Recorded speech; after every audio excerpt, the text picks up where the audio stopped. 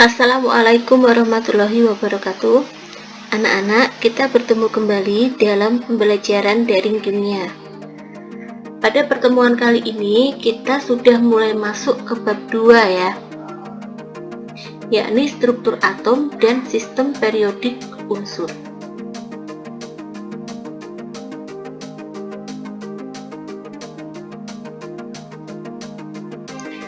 Pada bab 2 ini, nanti cakupan materi yang akan kita pelajari adalah yang pertama, kita akan belajar mengenai teori atom dan perkembangan model atom.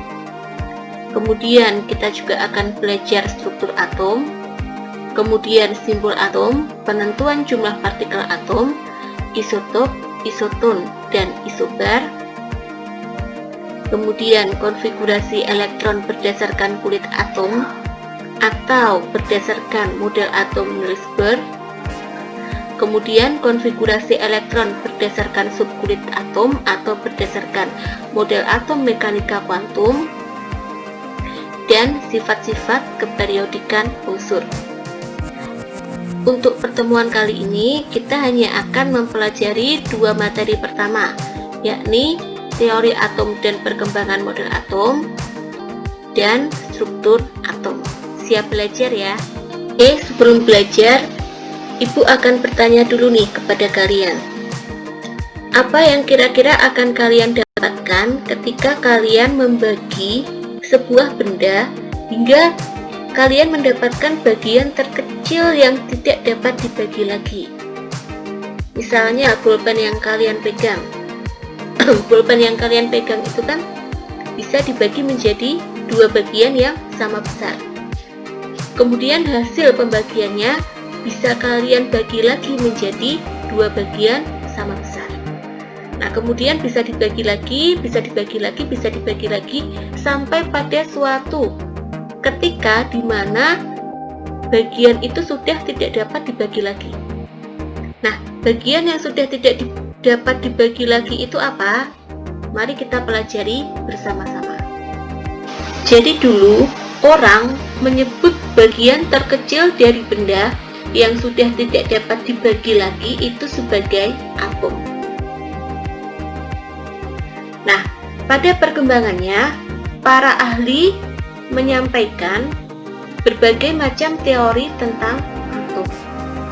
Ahli-ahli selanjutnya otomatis memperbaiki kelemahan-kelemahan teori dari yang disampaikan oleh ahli sebelumnya. Nah, sekarang kita akan belajar perkembangan teori mengenai atom. Teori tentang atom pertama kali disampaikan oleh Democritus, kemudian oleh Dalton, kemudian oleh Thomson, kemudian oleh Rutherford, kemudian oleh Bohr, dan yang terakhir kita berpegang pada teori atom mekanika kuantum. Sekarang kita mulai pembahasan teori atom dari yang pertama yang disampaikan oleh Democritus. Menurut Democritus, semua materi tersusun dari partikel kecil yang tidak dapat terbagi lagi yang disebut atomos. Nah, seperti yang Ibu ilustrasikan tadi ya, semisal pulpen yang kalian pegang, kalian bagi-bagi terus hingga mendapatkan sebuah bagian yang tidak dapat dibagi lagi. Democritus menyebut bagian yang tidak dapat dibagi lagi itu sebagai atomos.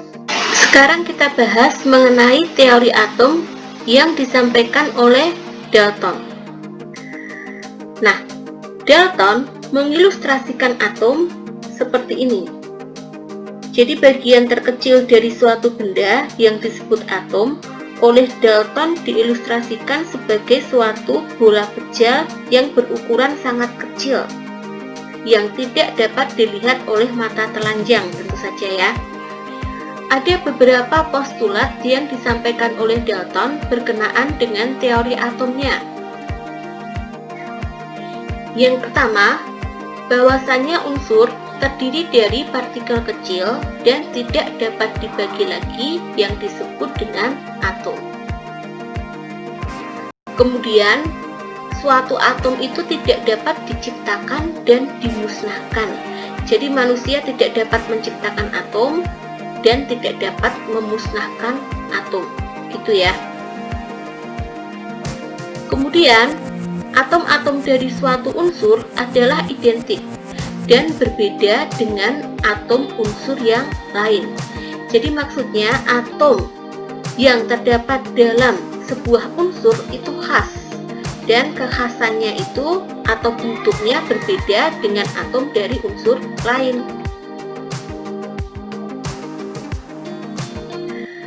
Misalnya gini, misalnya dalam unsur O atau oksigen itu kan terdapat atom-atom oksigen. Atom-atom oksigen misalnya disimbolkan dengan bulatan merah. Maka setiap atom oksigen itu bentuknya seperti ini, seperti bulatan merah. Kemudian dalam unsur hidrogen atau H itu terdapat atom-atom hidrogen. Atom-atom hidrogen misalnya disimbolkan dengan segitiga berwarna biru. Nah, jadi atom oksigen dan atom hidrogen bentuknya berbeda ya, tapi nanti sesama atom oksigen atau sesama atom hidrogen bentuknya sama. Itu maksudnya. Misalnya lagi kita punya atom S. Atom S tentu saja bentuknya akan beda dengan atom O dan atom H. Misalnya, ini misalnya saja ya, sebenarnya tidak seperti ini. Nah, misalnya atom S kita simbolkan dengan segitiga berwarna kuning. Kemudian untuk atom N bentuknya tentu saja berbeda dengan atom O, atom H, dan atom S. Misalnya atom N kita simbolkan dengan tanda panah berwarna hijau. Seperti itu maksudnya ya. Kita lanjut ke postulat berikutnya. Postulat berikutnya, senyawa terbentuk dari penggabungan atom dari dua jenis unsur atau lebih dengan perbandingan tertentu. Jadi menurut Dalton, ketika atom-atom dari suatu unsur bergabung, maka mereka akan membentuk suatu senyawa. Nah, misalnya senyawa H2O. Dalam senyawa H2O ini kan H2 berarti dia tersusun dari 2 atom H, O, dan 1 atom O. Kalau digambarkan bentuknya akan semacam ini. Nah, dia terdiri dari 2 atom H. Atom H tadi kan kita simbolkan dengan persegi berwarna biru. Berarti ini ada 2 persegi berwarna biru yang mewakili atom H. Kemudian 1 atom O. Atom O tadi kita lambangkan dengan bulatan berwarna merah. Berarti di sini ada 1 bulatan berwarna merah yang mewakili atom O. Misalnya lagi senyawa HNO3. Ini dari rumusnya kita tahu kalau dia terdiri dari 1 atom H, nah, yang diwakili oleh 1 persegi berwarna biru, 1 atom N yang disimbolkan oleh panah berwarna hijau, dan 3 atom O yang disimbolkan oleh 3 bulatan berwarna merah. Ini ya. Contoh lain, H2SO4. Dalam H2SO4 di sini kita tahu kalau dia terdiri dari H2 berarti 2 atom H, kemudian 1 atom S, dan O4 berarti 4 atom O. Kalau digambar berarti atom H-nya ada 2, atom S-nya ada 1, dan atom O-nya ada 4. Seperti itu maksudnya ya. Postulat Dalton itu dipercaya oleh orang-orang pada zaman tersebut sebelum muncul teori atom Thomson. Dalam proses menelurkan teorinya, Thomson melakukan percobaan dengan sinar katoda. Dari hasil percobaannya, ditemukanlah partikel bermuatan negatif yang terdapat dalam suatu atom. Partikel bermuatan negatif tersebut kemudian disebut sebagai elektron. Nah, dari hasil penemuannya ini jelas kalau misalnya teori yang disampaikan oleh Dalton itu ternyata kurang tepat ya. Karena kan menurut Dalton, atom itu merupakan bagian terkecil dari suatu unsur yang tidak dapat dibagi lagi. Ternyata lewat percobaannya, Thomson menemukan bahwa di dalam atom masih ada partikel yang lebih kecil lagi yang disebut sebagai elektron. Berdasarkan hasil penelitiannya, Thomson kemudian menyampaikan beberapa pernyataan berkaitan dengan atom. Menurut Thomson, atom itu merupakan bola pejal yang bermuatan positif. Bola pejal tahu ya, bola pejal itu misalnya kayak bola besi, jadi di dalamnya ada isinya. Kemudian di dalam atom yang berupa bola pejal tersebut tersebar elektron seperti kismis dalam roti kismis. Dan elektron yang tersebar seperti roti kismis dalam bola pejal bermuatan positif tersebut, muatannya jika ditotal bisa menetralkan muatan positif dari atom yang berupa bola pejal. Karena itu, atom tidak bermuatan atau netral. Nah, jadi seperti ini ya ilustrasi atom menurut Thomson. Jadi ada bola pejalnya bermuatan positif, kemudian ada elektron nih, elektronnya tersebar di seluruh bagian atom tersebut, di mana elektronnya ini bermuatan negatif. Kalau misalnya dilihat ini seperti roti kismis, makanya teori atom Dalton itu disebut juga sebagai teori atom roti kismis. Tapi, apakah teori atom roti kismis yang disampaikan oleh Thomson itu sudah benar? Untuk membuktikannya, Rutherford melakukan suatu percobaan. Bagian percobaan Rutherford bisa kalian lihat seperti ini ya. Nah, jadi si Rutherford ini meletakkan suatu lembaran tipis logam emas, kemudian lembaran tipis logam emas tersebut dia sinari dengan sumber sinar alfa, di mana sinar alfa ini bermuatan positif. Lintasan sumber sinar alfa setelah melewati lembaran tipis logam emas kemudian ditangkap oleh layar dan diperbesar. Nah, hasilnya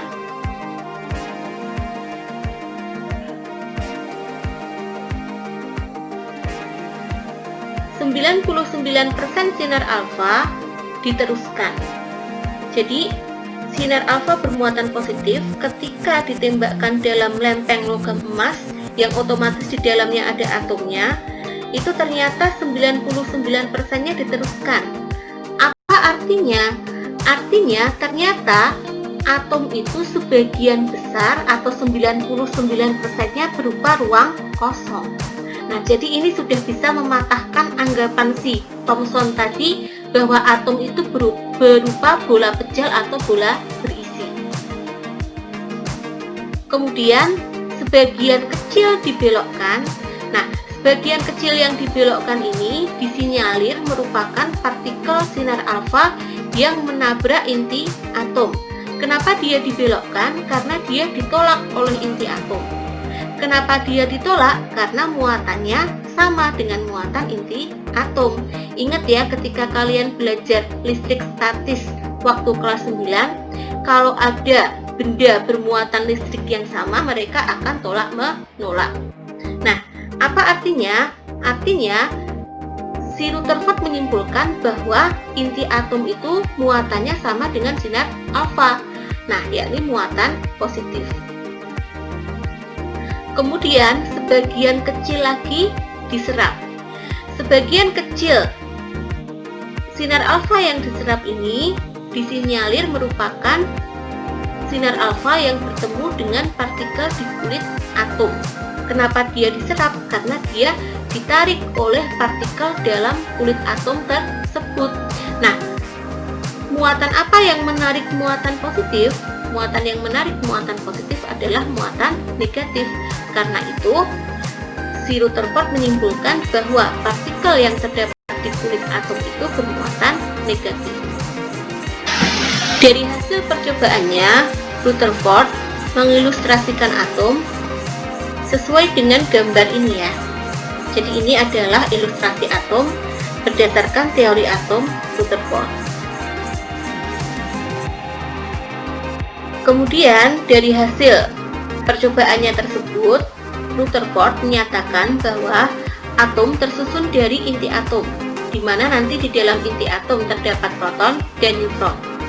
Nah, inti atom tersebut bermuatan positif, dan selain inti atom juga terdapat elektron bermuatan negatif yang mengelilingi inti. Jadi kayak gini ya, ada inti bermuatan positif yang di dalamnya ada proton dan neutron, kemudian ada elektron bermuatan negatif yang mengelilingi inti atom. Kemudian sebagian besar volume atom itu merupakan ruang kosong, gitu ya. Nah, kalau dilihat, sepertinya teori atom Rutherford ini sudah benar. Tapi kemudian para ahli mempertanyakan, inti atom itu kan muatannya positif, sedangkan elektron ini kan muatannya negatif. Antara muatan positif dan muatan negatif itu kan terjadi interaksi tarik-menarik. Karena ada interaksi tarik-menarik, berarti suatu ketika elektron ini akan tertarik ke inti. Nah, apa akibatnya jika elektron di kulit atom tertarik ke inti? Akibatnya nanti atom akan mengkerut, bahkan hancur, gitu ya.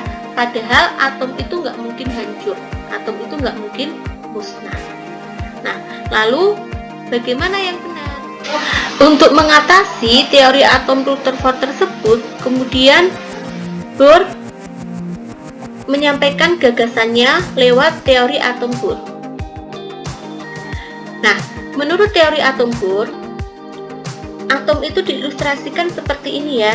Jadi benar ada inti atom, di mana di dalam inti atom ini terdapat proton dan neutron, dan inti atom bermuatan positif. Kemudian ada juga elektron yang tersusun dalam kulit-kulit atom. Nah, tetapi bedanya nanti elektron mengelilingi inti atom pada lintasan tertentu yang stasioner yang disebut kulit. Jadi elektron dalam mengelilingi inti atom itu nggak sembarangan, tapi dalam lintasan yang sudah ditentukan, atau dia menyebut sebagai lintasan stasioner. Kenapa harus di lintasan stasioner? Untuk menghindari supaya dia tidak tertarik oleh inti yang bermuatan positif yang menyebabkan si atom itu akhirnya mengkerut dan hancur. Nah, kemudian kulit-kulit atom dalam teori Niels Bohr itu nggak cuma satu ya, tapi nanti atom itu punya beberapa kulit tergantung ukuran atom. Jadi ada yang misal kulitnya cuma satu, ada yang ada 2 kulit, 3 kulit, 4 kulit, dan seterusnya. Untuk lebih jelasnya nanti kita belajar di subbab konfigurasi elektron.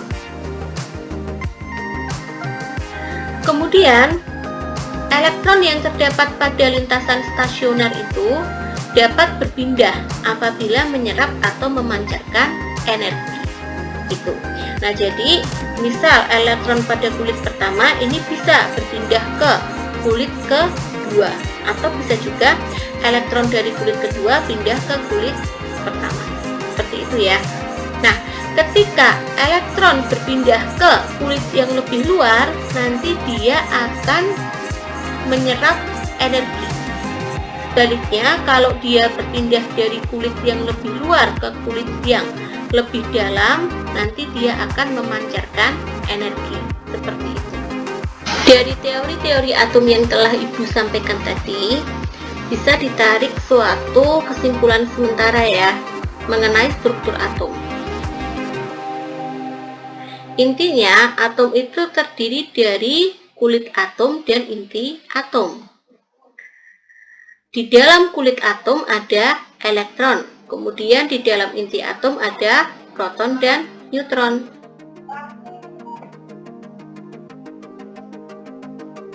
Nah, jadi tadi partikel penyusun atom itu ada elektron, proton, dan neutron ya.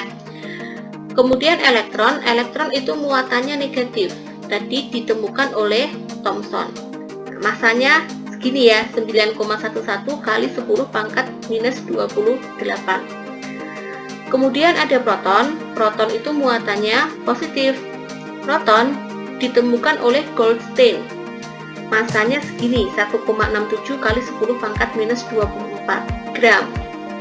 Kemudian ada lagi neutron muatannya netral, ditemukan oleh James Chadwick.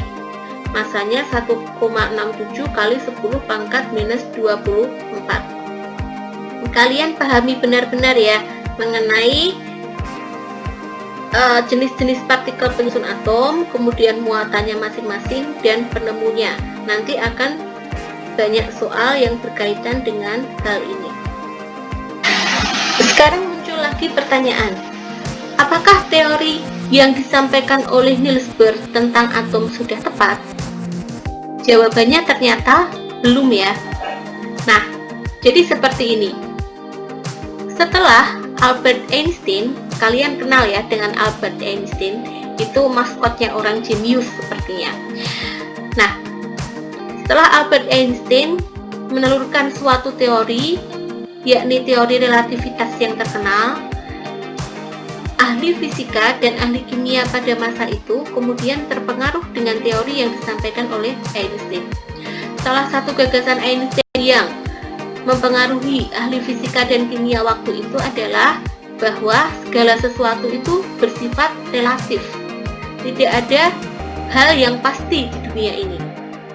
Begitu pula dengan posisi elektron yang melintasi inti atom.